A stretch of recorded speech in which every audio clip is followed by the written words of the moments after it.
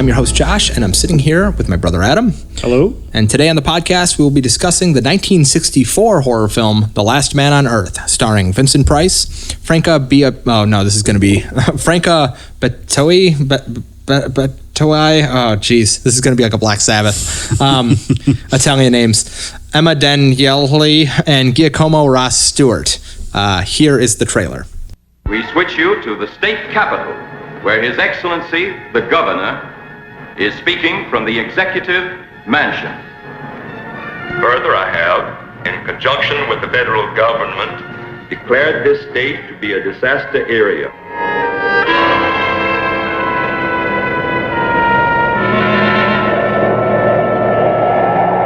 I was sent to keep you here until they come. to kill me.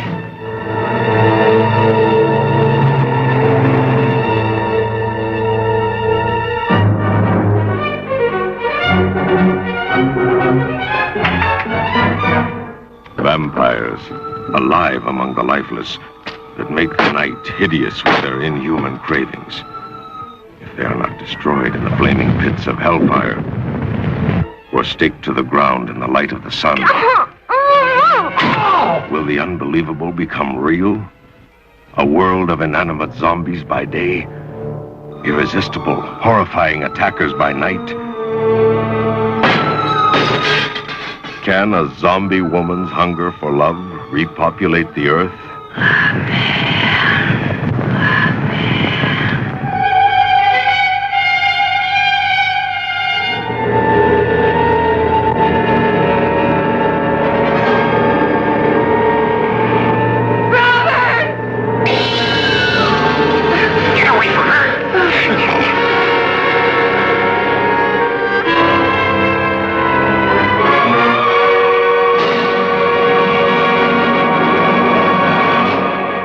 So before we get going into the review, Adam, how's it going?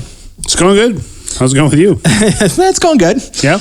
So we're watching, so you've been on a couple previous episodes. You did the Black Sabbath episode and, well, I guess the one previous to this, which was 1962's Tales of Terror. Yes. We've now jumped ahead 2 years to 1964, and we're not doing an anthology this time around. Yeah. I guess I'm to blame for why we're reviewing this particular movie. And I think a couple of reasons, because the timeliness of this film, and we're under the coronavirus scare right now. I shouldn't say scare because that makes it sound like it's not really an issue, but we're out in the country, I think, away from other humans at the moment. One or either of us we both could be contaminated at the moment, not even know it. Could be. But I really enjoy this film, and I'm just that's full disclosure, so it shouldn't be any surprise when we hit the 5-star rating system. I really love this film, and as soon as, I guess, even back when there was chicken flu or H1N1 or Ebola, this movie always comes to mind. Because I think its themes are relevant. It's a dark film, but it's very, very good. And so I guess in choosing this film, you had mentioned, the previous one, Tales of Terror. I thought going ahead and doing The Last Man on Earth, I almost thought Omega Man, but this one definitely strikes a chord with me. And I don't know how you feel about it, if you think about this film often. I like this movie. I don't know if I like it as much as you do. Again, Vincent Price is in it. I'm a big fan of his, so that's a huge selling point. I feel like this movie drags in some areas, but definitely watching it in this time, it hits a little harder. Watching it now, it's definitely timely. And you kind of brought up where it's like, oh, how much do we want to talk about this necessarily? I think whether it dates the episode or not, I think even for me as an individual and trying to be as reflective as possible, and to look back and to say, hey, here was the current state of things. Here's a movie that I think is relevant that pops up. I think, lots of people have movies that they go back to and watch at, different times. I have summer movies, fall movies, winter movies, pandemic movies that are especially potent during political crises. And I think this one fits perfect. I'm now kind of in a mood because that trailer, just the atmosphere and the music has now put me in kind of a headspace of this film. And some of the more troubling things about it that's hard to watch as being like a new father, new-ish, make this difficult. But I think maybe jumping over the other thing I want to talk about before we get into the review is the gothic horror genre particularly is very appealing to me, and I know it's appealing to you as well. And I'm just kind of wondering, in picking your brain, why do you find it so appealing? Because I have my reasons, but I'm kind of curious, why do you like the gothic horror genre, from Black Sabbath to Tales of Terror to House on Haunted Hill to The Last Man on Earth? Because you don't hate this movie. No. And I don't even know if I consider this gothic horror. In fact, one of the things I took away from this movie is seeing Vincent Price in, not that this is present, 1964 is not present day, still seeing Vincent Price in a car, seeing him in a traditional tie, it's kind of weird. I think the thing that draws me to gothic horror is the set pieces. It's beautiful to watch. The old timey settings, the clothing they wore, the way the castles looked, horse drawn carriages. All of that stuff is very appealing to me. I'm not really sure why. I'm sure probably because I watched these movies when I was a kid and it stuck with me. But seeing Vincent Price in a contemporary type of situation, a little weird. I don't know if he's one of those guys where he was born too late almost. And it's odd casting. I think that's one thing in doing some research that I'm like, there's some, there was some, I guess as some individuals were hesitant to cast him in this role, which I can see. My love of this film comes from, I think, his casting. And I say also, you get back to gothic horror.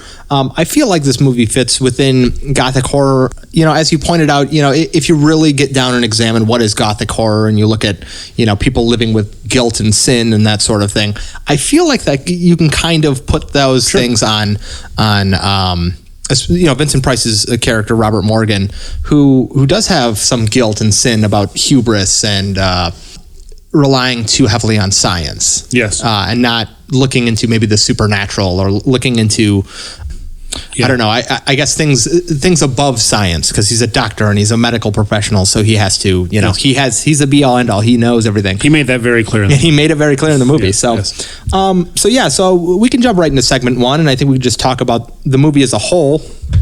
I took quite a few notes. The movie starts with Vincent Price waking up, and he's doing like narration. Yep. And he's talking about, it's another day, and I have to go out and do this terrible, awful thing. Yep. We're not quite sure what it is, but he's busying himself about the house. Yes. And this I was thinking about last night might be difficult to figure out from,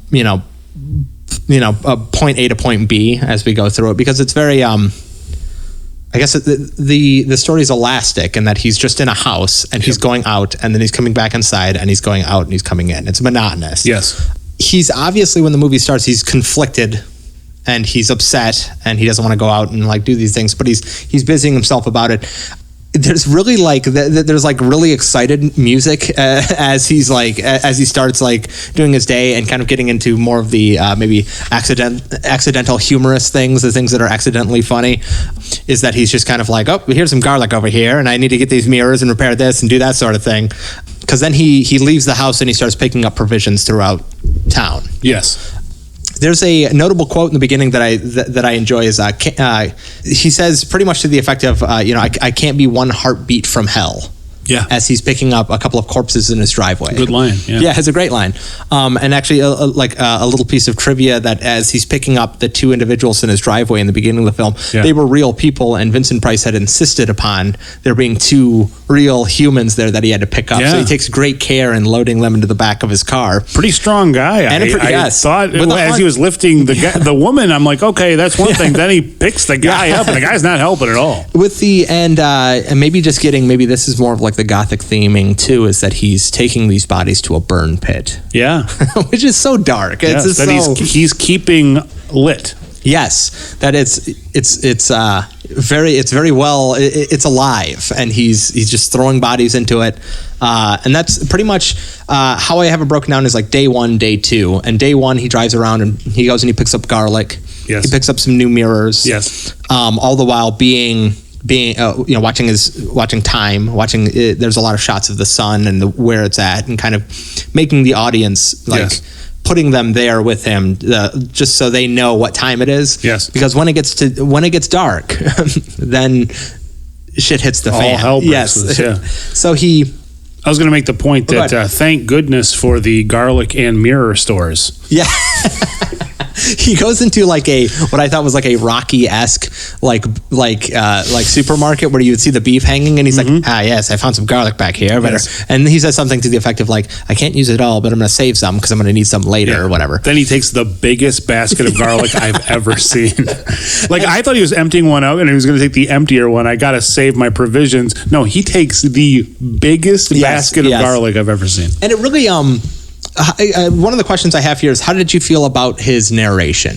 Because the movie makes a strong choice because they know it's getting into one of the finer performances of Vincent Price, I think. For me, this is, and again, it's not going to be any surprise when we hit the 5-star rating system, but Vincent Price is amazing in this movie. Yes. He's by himself, and then he's narrating. Yes. And I know that gives away how I feel about it, but how did you feel about the narration? Narration was great. I thought, again, if you're talking about Vincent Price in a movie, anytime he's on screen or talking, I'm a fan of it. I think the narration was really good. That part of it I liked a lot. It was, and the other thing, I tried to put myself in the place, and, I'm watching this movie on several different levels because obviously what we're dealing with right now, it really hits home a lot harder. But also at, 1964, there weren't a lot of movies that dealt with zombie type stuff or apocalyptic things of this nature. So I think just watching that trailer, what they call the vampire, which is like this vampire very hybrid. question mark on that one. Yeah. No, the trailer just showing empty streets, dead bodies. It's.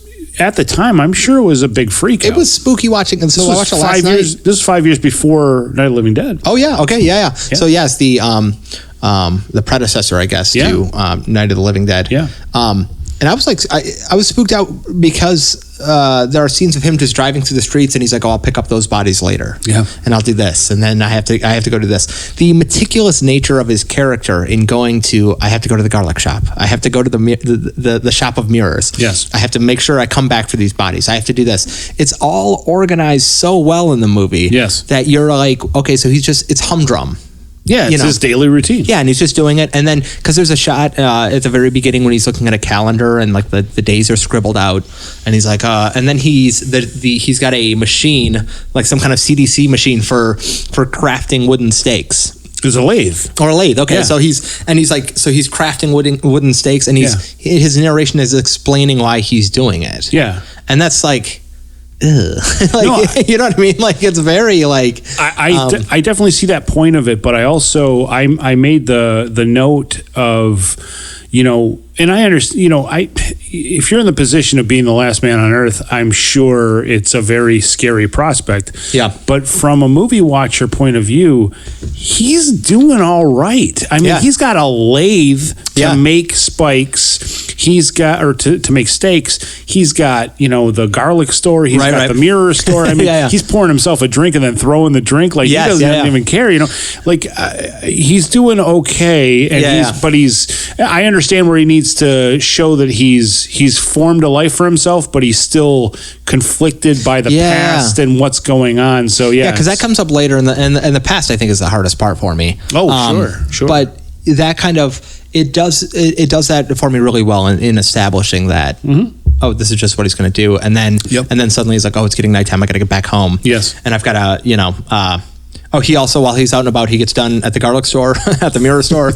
He goes and he kills a couple of vamps or zombie vamps. I'm not sure how we want. Is this the montage? Yes. The montage of him looking concerned and then killing and then strolling is fantastic. And something I want to talk about later toward the end of the film, he's got this very limp-wristed way of hitting with the mallet. Where he's like, or where he's throwing the tear gas at the end. Yeah. Take this. It's like he shuffles up some stairs, limp-wrist. We can talk about how he goes into an arsenal and he grabs smoke grenades. Yeah. Like, why? Just bypasses the guns. Don't care. It's like smoke grenades. Bazooka, flamethrower. He's like, Yep. hey, give me these smoke grenades. So that gets us. So he kills some vamps and he gets back home just in time to put on a jazz record. Oh, nice jazz record. And and then Ben. I'm gonna have to look it up. His friend Ben. Yes, his old coworker who questions him. Another drinking game. Morgan. Every time Yes. Morgan is the name Morgan is said, take a drink. I think. Can you speak to that a little bit? Because that's something I did want to bring up. Is how scary that is. Yeah, absolutely. Another question I had in that moment, it is scary to have zombies or vampires, I guess, come back Vamps. come back every night and, destroy your property, try to get in, tell you that they're going to kill you. However, every night. I do have to question every morning there's zombies laying on the ground dead, and I'm thinking, did they get too hammered and they just forgot that the sun was coming out? I think I like to because and some we can talk about this as well, but something I like about these older films is you kind of have to presuppose a few things. Absolutely, yes. And you and I don't mind that. I think that they're so ravenous to kill Robert Morgan. They're so ravenous and blood crazy, and I guess blood crazy. They just want to kill him. Do they want to bash his head in? Do they want to suck his blood? We don't know. Not sure. But so much so that they're willing to just die in the light waiting for him. But there is some exposition later that says that there's a group of vampires that are trying to make their own society. So maybe the ones that die were ones that were more feral and not quite evolved yet. I'm not sure. Let me see. Okay, so it's Giacomo, and I'm probably saying that wrong. Stuart. Giacomo? Giacomo is probably more accurate. Stuart is Ben Cortman, which I have to watch out now because it was a Carmichael in the last one. So Ben Cortman has a 2x4 and is banging on his car, which I want to talk about too, how nice it is to see that old jalopy that he's driving around throughout the city. In modern day, you see it with I Am Legend. He's driving around this really nice, this sexy car, and he's like, I'm the last man on earth, and I've got a dog, and I've got the Interceptor, the Road Warrior car of vehicles. And in Last Man on Earth, he's driving what he calls a hearse, but he's driving just a station wagon around. And it's that little bit makes it so real. Yes. And it's a crappy car. Yeah. And Ben Cortman is banging on it with a 2x4 outside, and he's saying, Morgan. Yep. Morgan.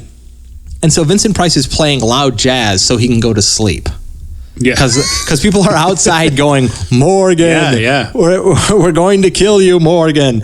And disturbing. I mean, and as you were saying, how many nights has he had to deal with this? Every night? They know where he lives and they just hang out outside? So we get into, he falls asleep, and then we get into day 2. And he goes to the lathe in the morning to make steaks for the vampires or whatever, and can't bring himself to do it because he's just tired of doing it after 3 years, I guess. Yes. So then he decides he's just going to go visit his wife. There we kind of get, she's in an old mausoleum, I guess. Yes. And he kind of is, he's upset and he falls asleep on top of her mausoleum, kind of in this great moment of, oh, you're gone and I loved you and this sort of thing. And then we get and then he wakes up and has to fight his way home, correct? Yes. Yep.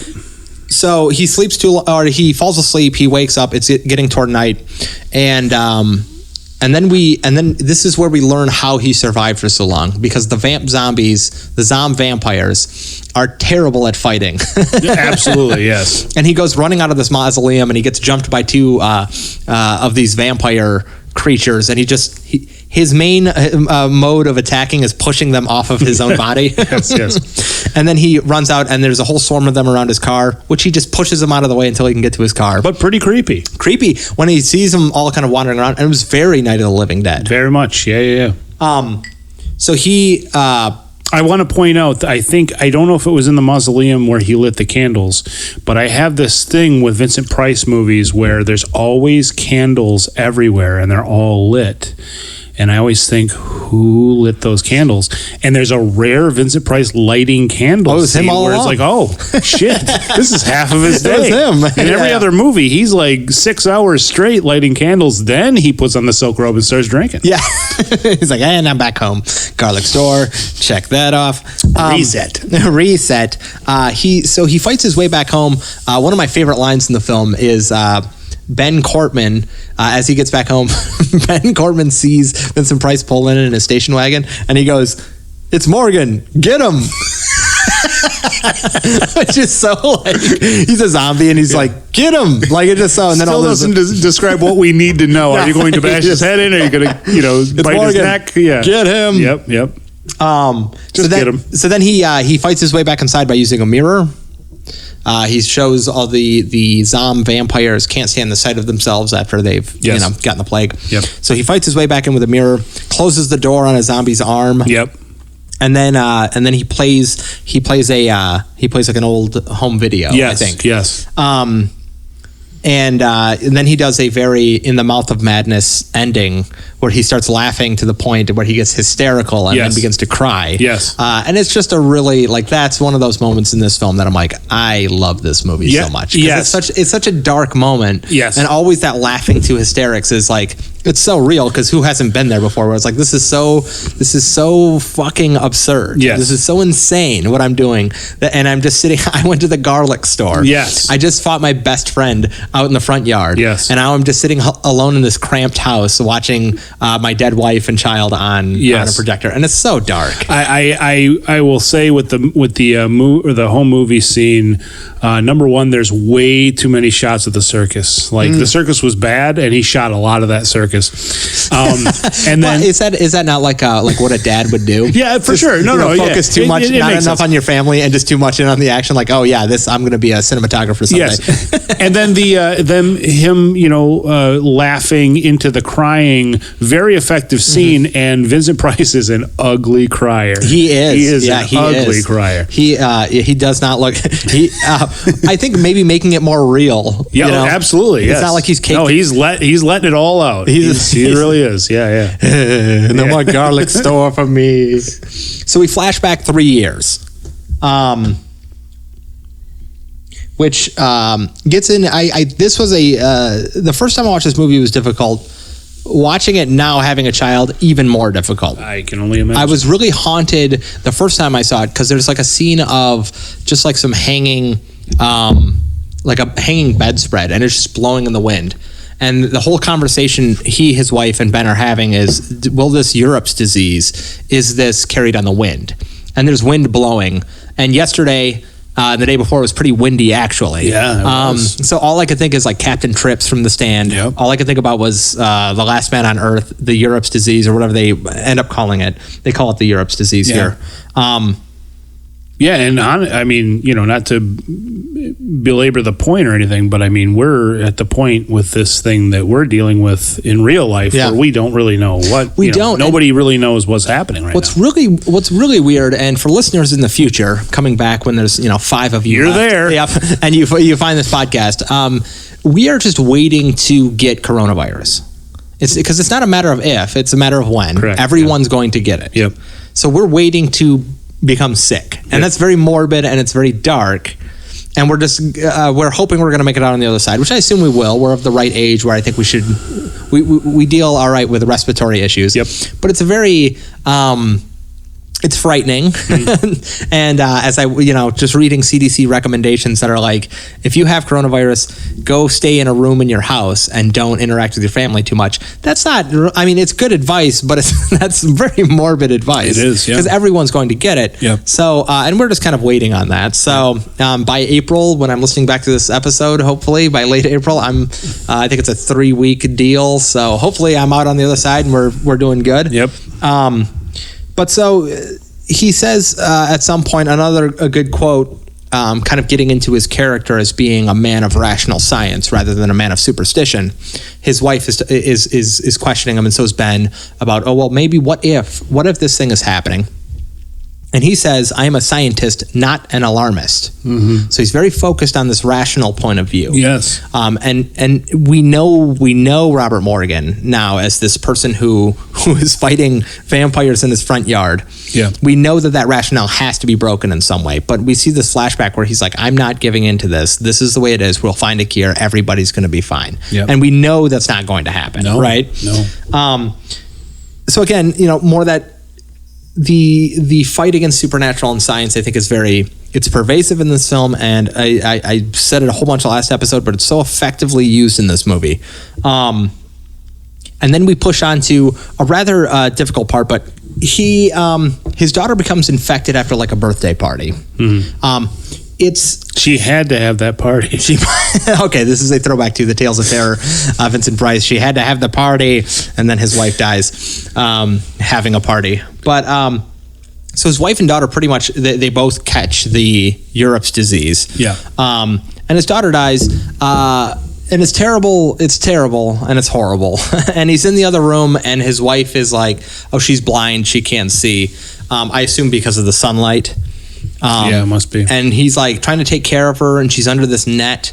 And so when I'd seen this movie prior, it was a lot more of just the atmosphere. And now as a father, it's that was very difficult to watch because he's trying to take utmost care, but he's still holding to this false sense of rationale about why this needs to be, everything's going to be fine. Everything's going to be fine. Yeah, Science telling will work its way. yourself. And constantly telling yourself that, everything's going to be A-okay. His daughter dies, and horribly, men storm the place while he's out. You don't even get to see it when they take her to the dump.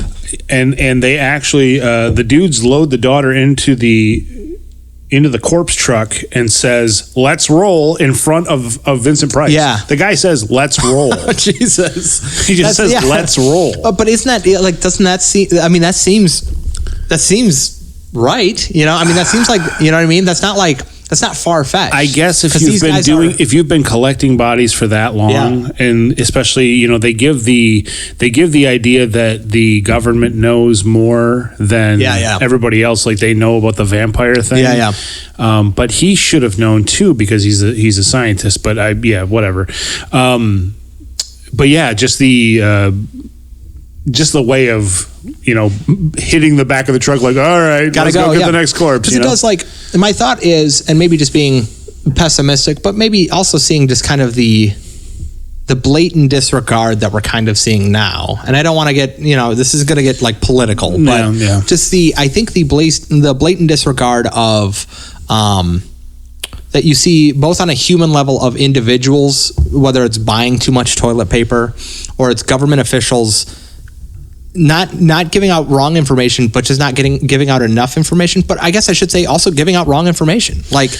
And then have, and then seeing some guy in a dump truck just being like, "Let's roll out, boys." It's kind of like at some point it becomes dehumanizing. Yes. And that you're just dumping bodies into a fiery dump. Not that would happen. And I don't want to, I'm not trying to push it on this podcast. Like, get ready for the end times. No. But for this movie, I see it as being very plausible and realistic, because at some point it's just going to be a dehumanizing, let's get rid of the bodies. Let's try to save ourselves if we can. Right. Because however that works, it's going to be us or them. Yeah. Do you want your loved ones around, or do you want to, eradicate their corpses in a blazing hot fire? So we hope people don't catch it. Yeah. It's more of a situation, again, also not to get political, but it's more like, let's all take steps to try to help everyone rather than think about yourself and your family, And of course, Robert Morgan's reaction to just driving to the dump and then throttling a bunch of people to find out where the body of his daughter is was because all I could think about was my own kid and the extremes I would go through just to hold her body and be like, okay, you died from this terrible thing. And they pull a tiny wrapped visage out of the back of this truck, and you could tell it's a child. And if you watch the movie, and I really watched that scene too, and you see the little package roll down the hill, and it's like, that's a person. That was very. There were many parts of this movie. I will tell you the flashback portion of this movie, where they're talking about what could potentially happen.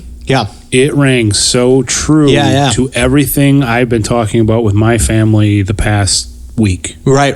It's, well, even the whole conversation he has with, because somewhere in there he's talking to Ben at the the scientist emporium, the scientist facility.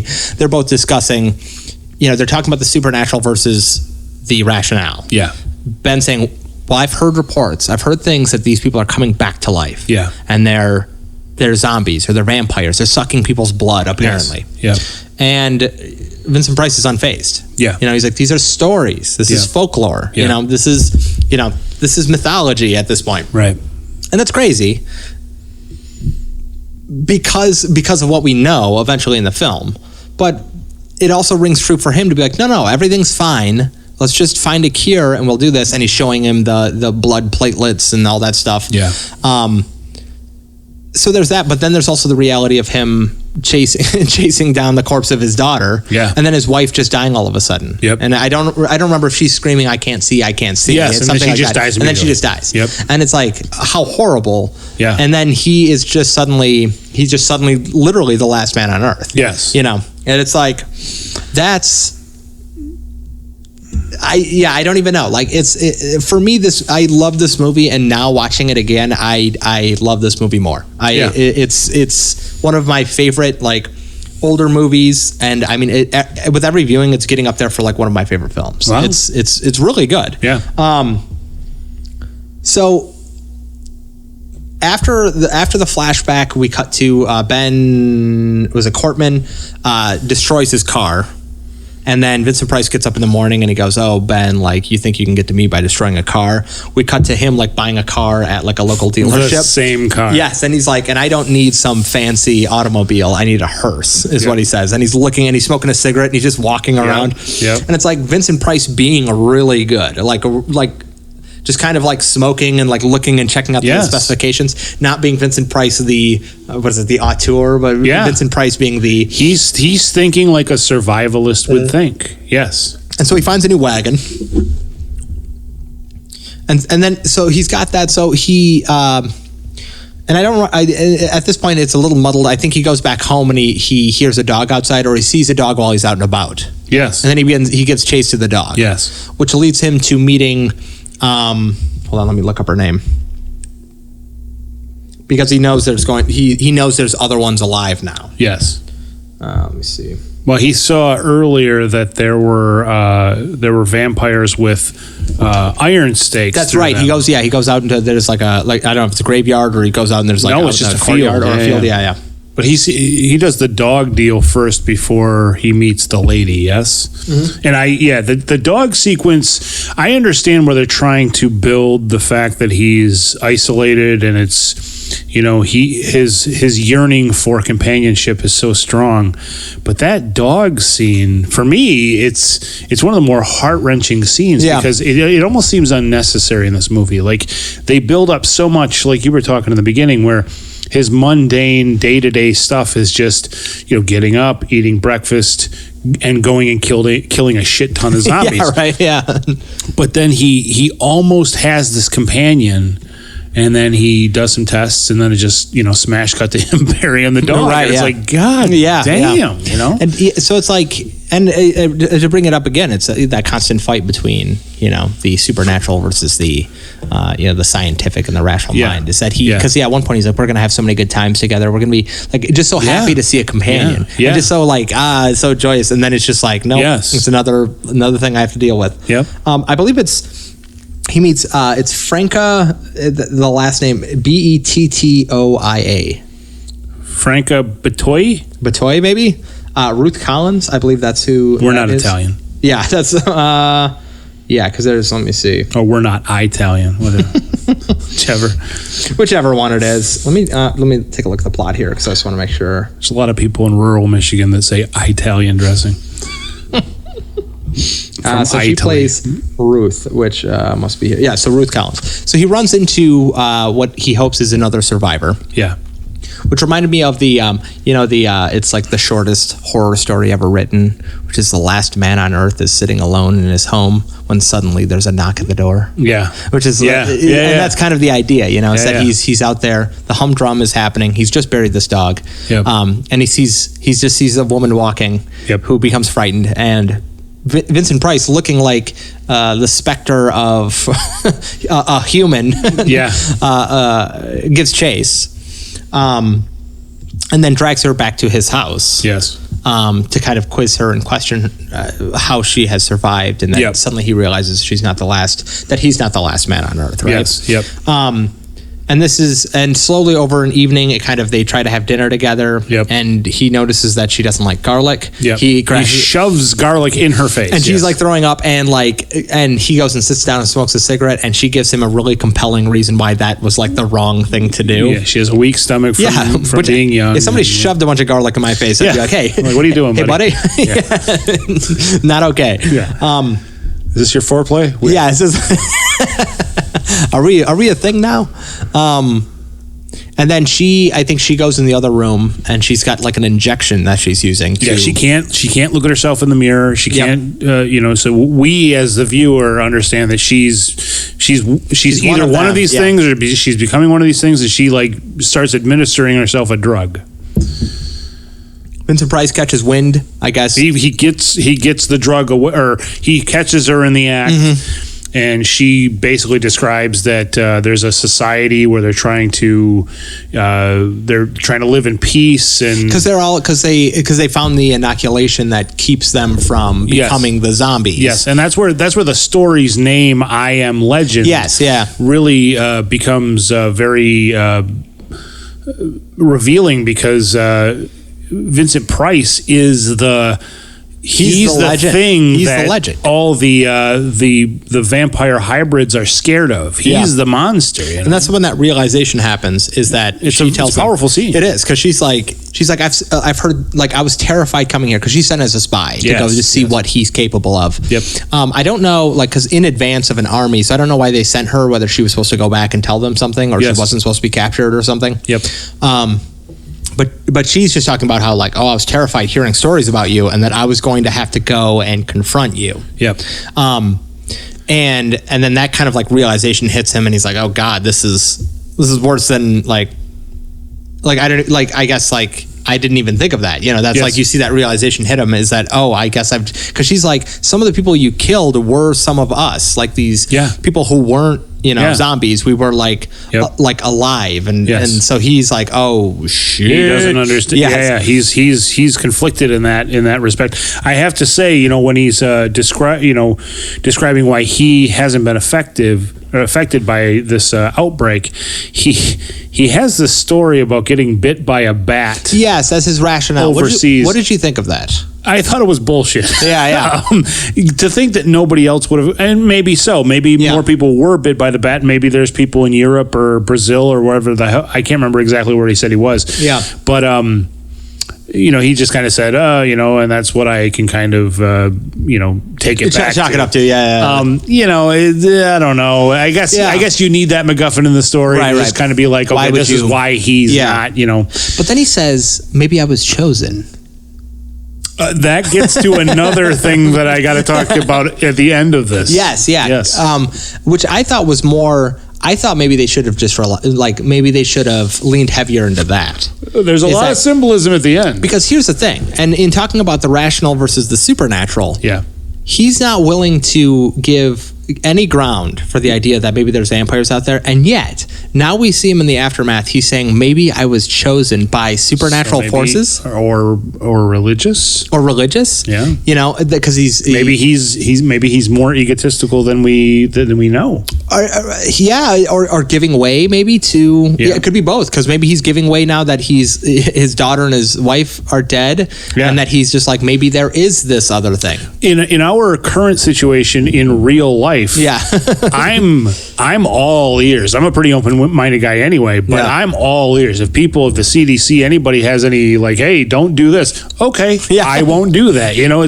and he was very much, you're right, he's very much like science, and is like, well, let's think of some other things here. I think it's a very and why I love the script so much is like a very revealing moment. Yeah. Is that it's just off the cuff thing, because he's like, it was a bat who bit me. Yeah. That's what did it. And then he's just kind of as an afterthought is like, or maybe I was chosen. Or maybe I'm special. Yeah, maybe I am special. Maybe maybe I did this. Which is so like, I love that they play on that theme quite a bit throughout the film. Yeah. This gets us to a confrontation with Ben Cortman. Yes. Where he comes inside because he smashes the mirror on the door. Yep. And tries to take Ruth outside. Vincent Price comes out to confront him, and then we see the militia. We should say she was administering the drug because that keeps her human. Yes. And he starts to develop something in his like kitchen. Yes. That he's like, now that I understand, because now I actually have the inoculation here, I can see what it is.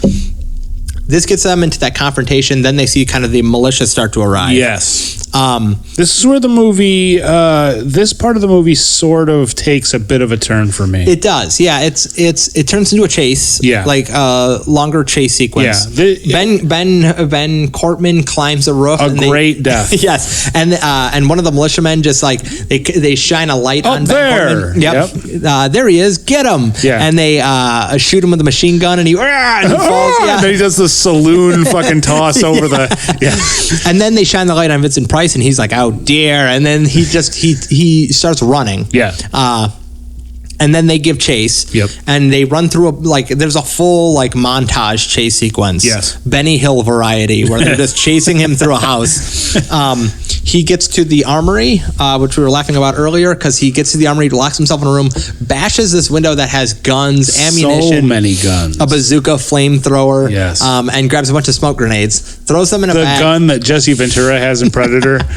Just right for zombie vampires. Exactly what you'd want. Yeah. Because he's like, as he's running, he's like turning around and shooting people with this pistol and doing a good job. Yes. Gets these smoke grenades. Is running back. I thought he was running back to the mausoleum, but he runs to a church. He runs to a church, and as he's ascending the stairs, he'd shuffle up some stairs. Well, he was also before that, as he was running through the rest of the armory, he was doing that limp wristed throw. Yes, like maybe 3 feet. Yes, or just right in front of him. Yes. And then he's just kind of running up some stairs and then turning, and then matter of factly like limp wristing a smoke grenade or tear gas. I don't know what it was supposed to be. I think honestly, it wasn't a gun. No, it wasn't a gun. He wasn't just. He should have. Yeah, he should have had the Jesse Ventura gun. Like he was shooting militiamen before, and he was doing okay. He's like shooting guys like, okay, I'm doing okay. Time to turn to smoke grenades. Yeah, because smoke grenades it is, because I'm gonna get away. Yeah, like he just had a whole pocket of black cats for the 4th of July. He was, and that's pretty much what it amounts to. But and maybe just me being biased and because I do enjoy this movie. I think it's a very memorable chase scene. Oh, because it's very it's so practical, because they're like busting through windows, and he's kind of just like sloppily, like he's like, I'll close this door behind me, and they like shoot it out with a machine gun. And you watch them like kick the door open, and then he opens a window and he crawls along like a ledge on the outside. Yep. And then he crawls back through a window. It's very practically done. Yes. So you can follow. It's very clear narratively, like where they're following him through. There's a moment where suddenly he's someplace, and you're like, how did he get there? He's literally just like crawling through places, and it's very. So it's very real to me. He doesn't know who these people are, and he's just running away. I mean, it makes total sense. Yeah. It totally does. Because, I mean, at that point in the movie, when Ben Cortman. Ben Cortman is attacking the woman. The militia just shows up. Yeah. And it's like, wait, we haven't seen anybody driving a car except for Vincent Price in this movie. What did you think about that? Because they do just show up, and I remember that from my first viewing being like, oh wow, they just kind of appear. Yeah, that's the movie. That's where it kind of lost something for me, because he never once saw anybody driving around before that. Right. And they just kind of appeared out of nowhere, and there was no like. Back before in the movie, when he saw the iron stakes through the vampires, he's like, oh, that makes me think there's other people. Right. But there was never anything that said, hey, there's a militia around here. Maybe there should have been like the body of a militia person. Maybe. Just to give him like an idea. I didn't mind it because it's so like, because the last, not even third, the last, I don't even know, eighth of that movie, it's just so like, it just happens, and then then he's just running. He's off and running, and you're just following the chase scene, and it's like, oh, and you have no context otherwise, unless you could put it together as you watch the movie. Yeah. So, and you don't really see that, in movies. Yeah. You could definitely say it's like shoddily done. Yeah. In that it's like, oh, they should have given more exposition. But I know I've talked to Will about this on previous episodes. It's like the Highlander scene where, or the scene from the Christopher Lambert film Highlander, where he's battling a guy with swords beneath the wrestling. In the parking structure. Yes. It's like the very first like sword battle. Yeah. At one point, he just kind of looks over and, I forget the guy's name now, but he's just doing backflips. Yeah. And he's just flipping through this parking garage. Never explained why that guy can do backflips. But it adds to like the movie in that way that you don't have to explain everything. Sure. So having these trucks full of people just start pulling up, it's shocking. And it's also like, oh, Robert Morgan's not getting out of this. Right. It sets that up. Yeah. And that's when he's just running away and collecting, whatever weapons he needs to get, it definitely works because he's just trying to get away from whatever this new thing is. Yeah. And so now it's like, I guess we're going to, adhere to the supernatural versus rational thought. It's like now this rational, fight or flight. Yeah. And literally this flight, as he limp-wristedly throws smoke grenades, he gets to a cathedral. Yep. Or a church. Is throwing these smoke grenades and gets shot by one of the pursuers. Yes. And then goes inside where he Benny Hill hides behind a wall, and all the guys come through with their guns and they don't see that he's ducked behind something. Yes. And then he comes out, but then there's like a gathering of procession of women and children. And that are just kind of following the militiamen all wearing black. Yes. And then he winds up at the altar because he tries to go around a corner, and very well done. He tries to go around a corner and then he just doubles back. You never see what's around the corner, and as he's walking back, you see militiamen start coming around that corner. Yep. And they know they've got him. Yep. He gets up in front of the altar. You were going to say something about kind of like the last scene, right? No, I have a note down that says Jesus Price or Vincent Christ. Yes, because a guy just like unruly just whips like a harpoon at him and nails him in the stomach. Yep. And the whole time he's like, "You're abominations, you're mutants, you disgust me." Yep. And it's at that point that you realize that for me, his rational belief in science has turned him into the monster. But I believe he said, while he had the stake in his heart or his chest, he said, "I was trying to help you." Yeah. And that was so symbolic there in the church. Oh, okay, fair enough. Yeah. So there's a play on that kind of supernatural. Yeah, absolutely. So, and then he says, "They were afraid of me." Yes. Yeah. Yes. So that's the thing, is that, in a way, you can look at this character of Robert Morgan as very much, I don't know. It's combative between the two instincts. Yes. Between believing in this other thing and then believing in, oh no, science can help us and save us. Yeah. And I love that. And religion is never brought up in the movie. No. It's never talked about. Yeah.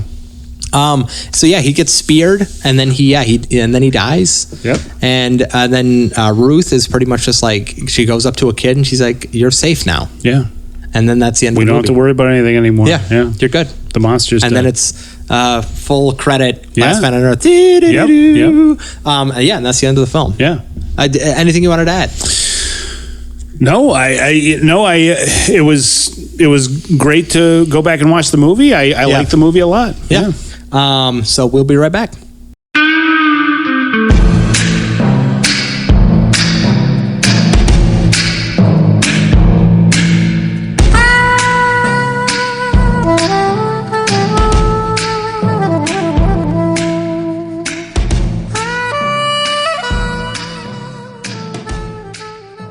So we're going to, I guess, put you through the trivia game. Okay. Are you up to the challenge? I'm ready. Okay. Play that theme.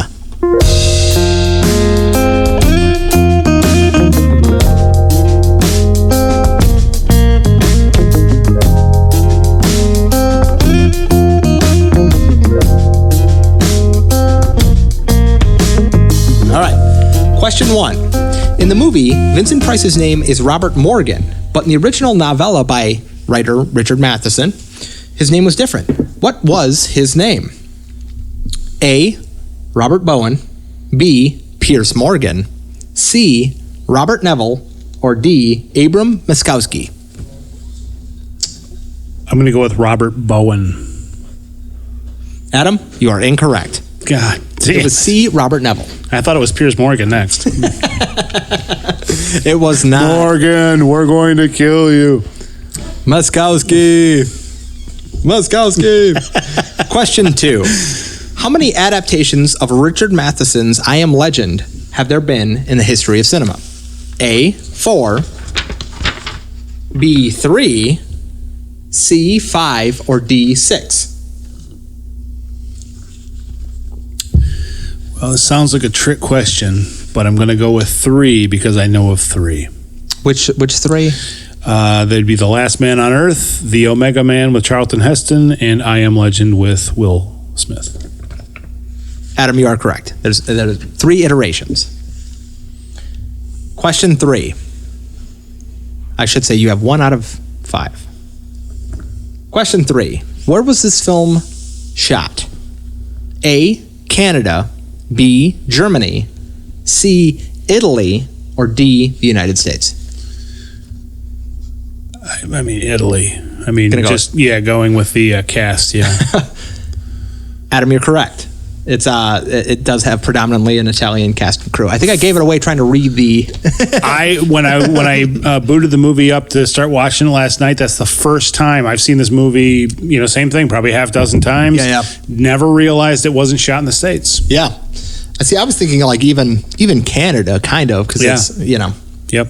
It's got I guess the scenery's kind. I guess I didn't realize you've got all those. I don't know, what's an Italian thing? I was going to make a joke and now I don't. What are the Italians known for? Oh yeah, there were all those spaghetti shops. All right. So this is a little unrelated to the film, but how much was Richard Matheson, the writer, how much was he paid as an advance for his novella, I Am Legend? A, $500, B, $1,000, C, $3,000, D, $4,000. And I should say this is to publish the short story or the novella. I'm going to go $1,000. Adam, that is incorrect. He was paid $3,000 for the novella. Wow. And at that time, yeah. Highly sought after writer. Yeah, for sure. All right, final question. Adam, you have 2 out of 5? Yes. Question 5. Hammer Films, notable for their vampire film starring Peter Cushing and Christopher Lee, acquired the title rights before it was released as The Last Man on Earth. And originally, they wanted to adapt the novella into a film called A, The Night Creatures, B, Day of the Plague, C, Midnight Blood, or D, The Omega Man. Day of the Plague sounds hammerish. Adam, that is incorrect. It was A, The Night Creatures. That's a bad title. It's a really bad title. It's like the, I'm trying to remember the one for the Blob, but it was just like the Glorb. Well, I was like, oh, that's, guys. Starring Steve McQuern. Starring Steve McQuern. So we actually blew through those trivia questions pretty quick. So one thing I wanted to bring up too was that, so we've talked a lot about Richard Matheson, our appreciation for, I think his short stories, his contribution to the Twilight Zone, Outer Limits, those kinds of things. Horror fiction in general. Fiction in general. Have you read the novella I Am Legend? I have not. It's I recall reading it when I lived up north. I lived in East Jordan, Michigan. I'll tell you guys. You guys can't find me. I'm not in there. I'm not in East Jordan anymore. But I read that novella. I think in a day. And not saying like, oh wow, I can read really fast, but it was so engrossing. I remember sitting on my bed and I was reading it. I think I took a break and I came back and I finished it. And then there were Richard Matheson short stories at the back of this collection.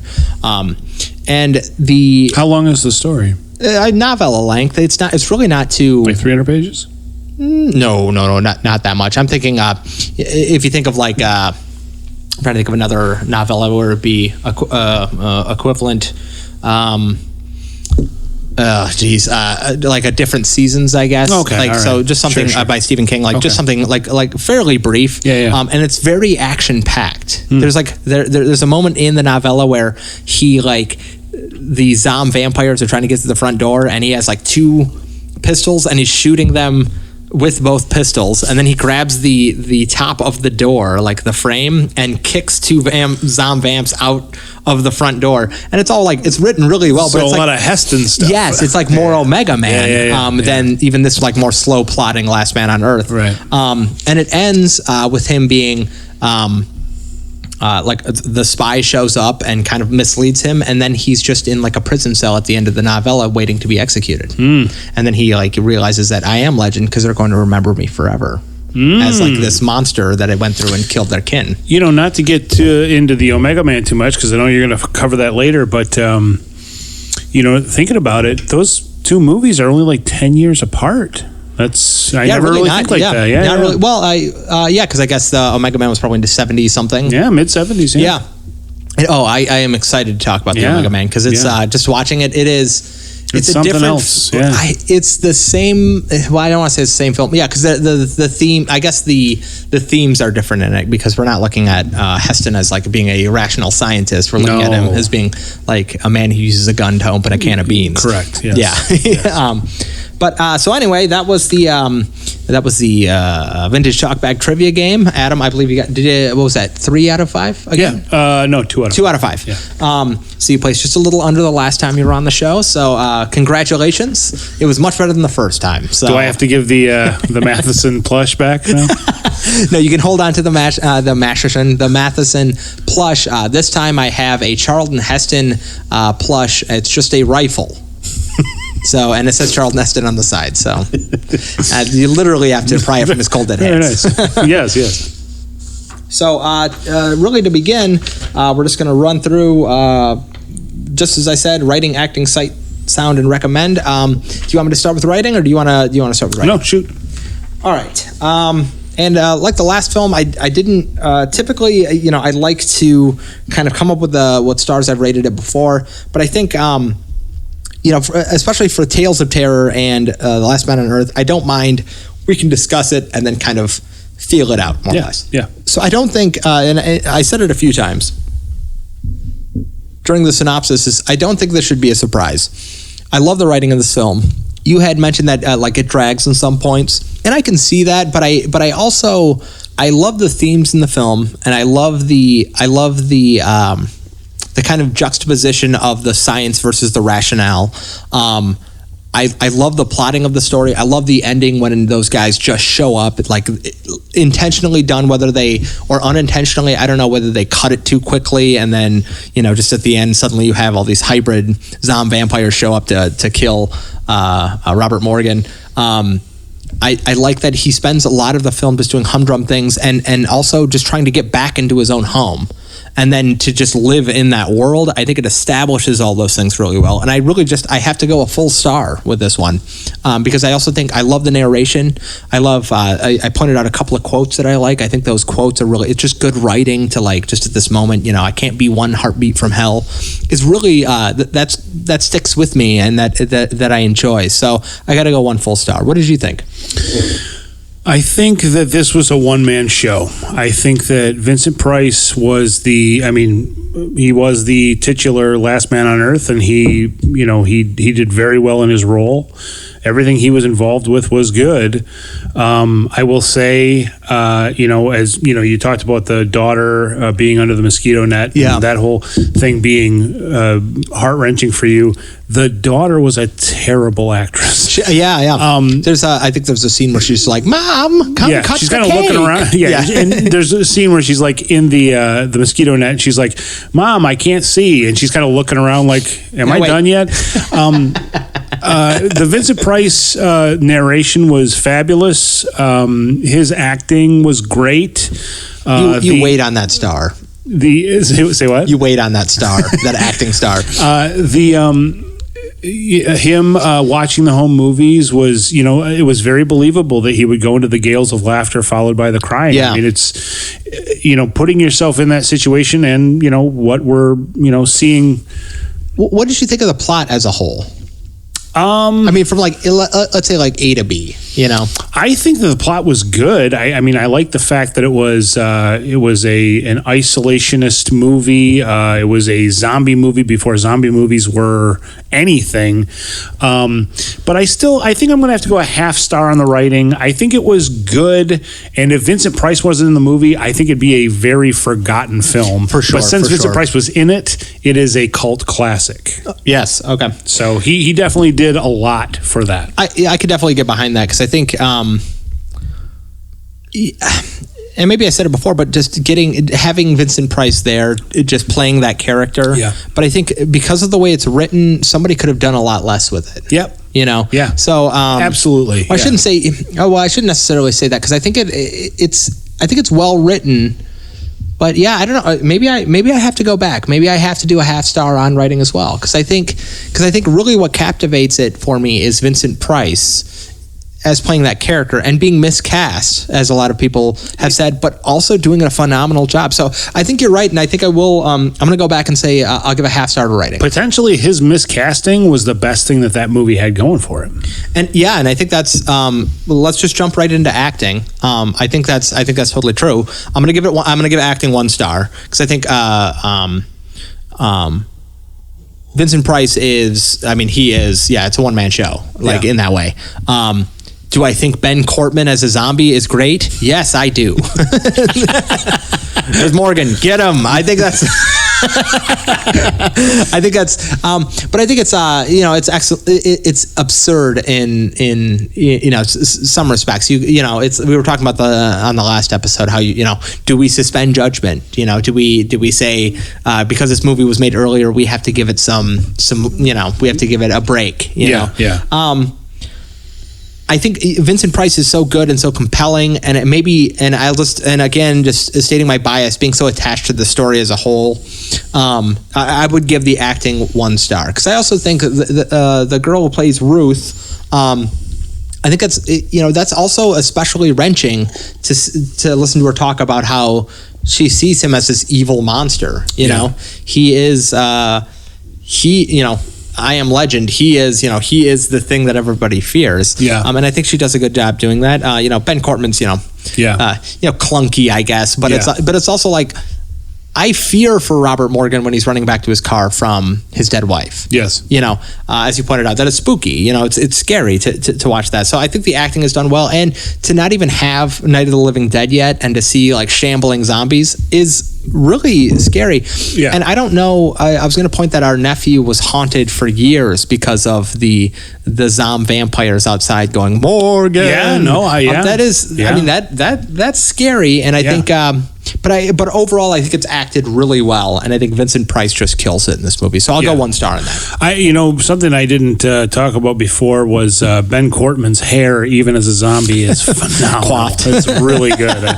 He never loses that whatever the Dapper Dan or whatever. There's Morgan. Get his Dapper Dan. Get him.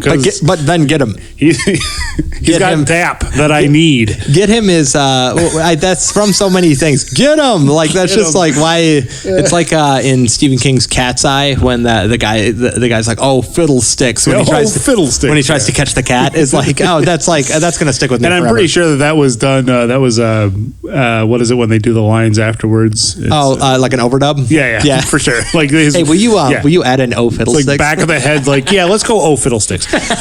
I'm gonna have to go half star on acting as well, just because I believe it's same thing. It's Vincent Price. Every scene he's in is really, really good.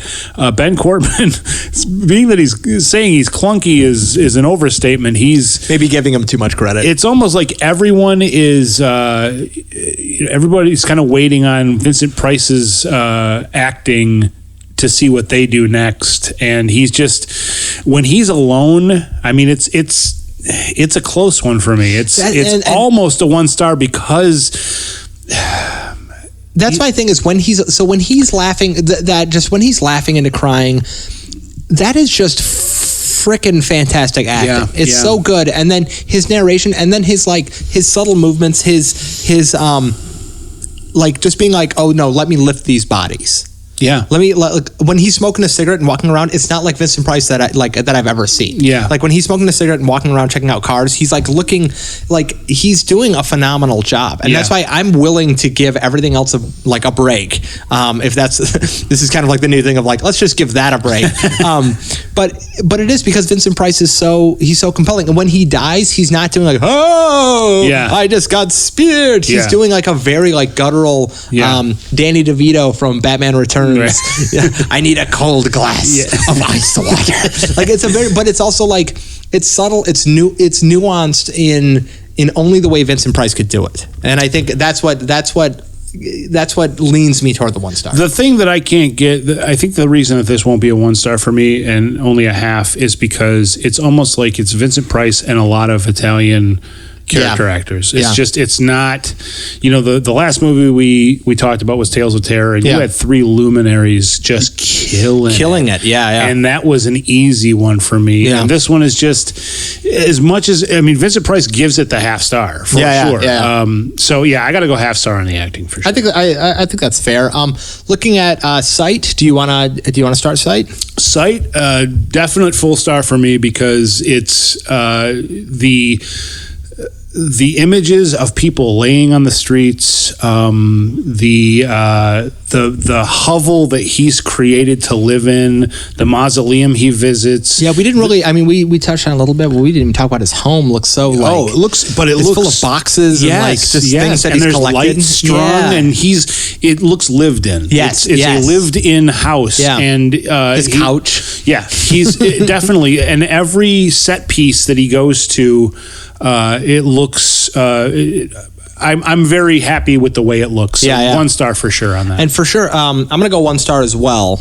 And I think just him running from the mausoleum of his wife and through that kind of weird, like it's so weird how those early movies used to do, like, set pieces aren't shot that way anymore, where it's like he comes running out to where his car is, and it's because it bled down from this like mausoleum, and that he was following a trail. You don't really see that, you know what I mean? And like the house, the hovel is excellently done. When he gets in the armory, while that's laughable, that last chase scene can be like very funny. When he's just like they show him moving around the edge of the outer building, like the ledge, like walking around, like what a weird shot. And like it's done well. Like the scene where he's chasing the dog up the hill. Yeah, he's scrambling up that hill to get that dog. Like, and it's.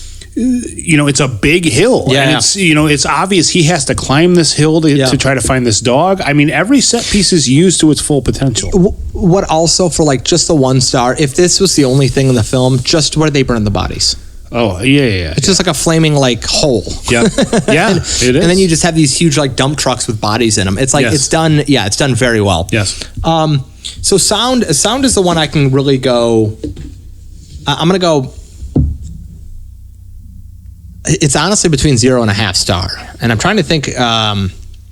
I'd petition for a half. I would say half star because I think just the addition of Morgan outside, I think it's enough for a half star because that's so scary. And it's messed up. I think like when they show up with the machine guns and stuff, it's like it's fine. It all works. The narration is really good. And then the narration is also like does the half star. What I think this movie is missing is a really, really good score.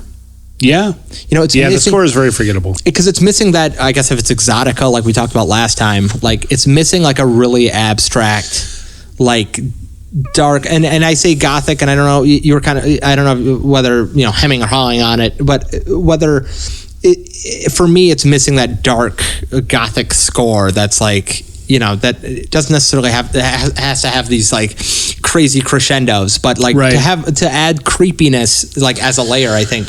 Yeah, no, I have to say that this movie is so different than the previous movie that we talked about in the way that if you would have went too much with that exotica, that the wailing lady sound, it would have taken away from the desperation and the isolation. So this movie is a movie that needs a John Carpenter score. Yes. It needs dun, dun, I'm here to say that I think every movie needs a John Carpenter score.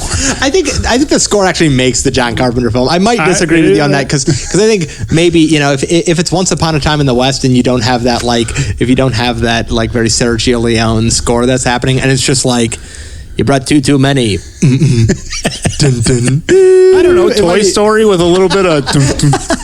It might be a little... Big trouble. China. Yeah. Yeah, so I'm going to go half star. What are your feelings overall? I'm right with you. I think that everything that you hit on, I think that, the wailing of the Ben Cortman character, or the wailing of the Bens. Yeah, Morgan. Yes. And then Vincent Price's narration is a welcome aspect. I thought that was a great addition. Again, I don't know when the last time you watched Omega Man, but Charlton Heston he's gonna make a star for me. It's gonna be 1 star because his performance is something. But else. the music is very forgettable. The sound didn't do a whole lot, but definitely the narration and the zombies wailing that was enough for a half star for me. All right, so Adam, do you recommend 1964's The Last Man on Earth? Even before our current pandemic, this movie has been in my catalog probably 25 years. I watched it probably around the first time I watched Night of the Living Dead. Yeah, it's got that same feel. What a crazy back-to-back. Yeah, it's got that same feel though. It's very and then you got to think about it in terms of when it was released and what impact this movie had. Yeah, and it's it's definitely worth a watch. It's good. Yeah. I'll go full star. Yep. It does drag in some scenes. What scenes do you think? Because you said drag, and I'm just curious. What scenes in particular, or what moments do you think? There's some scenes where I know why they're necessary, but Ben Cortman swings a log, smashing things a lot. Yes, there are a few moments where he's doing that. Yeah, and some of the chase scenes, and once again, I can see why they're there, but some of the chase scenes seems like they could have been edited a little better. Yeah, I will say that the montage of Vincent Price going around town strolling and killing zombies, I like it because it's a campy aspect of it. Yeah, but. For some viewers, it might kind of be okay, this is definitely a 60s movie. I'm bored. I can appreciate a lot of these things, but there's some aspects where it drags a little bit. Yeah, I think that's that's one of the larger aspects of the film that I enjoy. I think is the humdrum nature of what he's doing. I can see that. And where it drags is where I'm okay, they're just setting up. The fact that he's been living in this world for so long that it needs to drag. Because if it didn't, if it was smash cut, it's he's living an action hero's life. Yeah. For recommend, I have to go full star because I think there's just too much in this movie that if you haven't seen, it will be new, or it'll be unexpected, or it'll be at least entertaining, or at least scary. There are still things where I was watching it last night where I'm this is really unsettling. Yeah, that flashback, the whole flashback is so it's set up just as an argument of Vincent Price against all the ones he loves. Yeah, and that whole and it sets up his whole philosophy about what he believes. Yeah. So that when it finally hits that moment where he's oh, maybe I was a chosen person, then it's oh, that really pays off. Yeah. And he dies thinking. And he dies thinking. That he was trying to do the right thing. And it's And this whole society has popped up around him, and he was just left. He was left alone. Yep. And he was and so he truly was the last. I am legend. Oh, whoops. He truly was the Omega Man.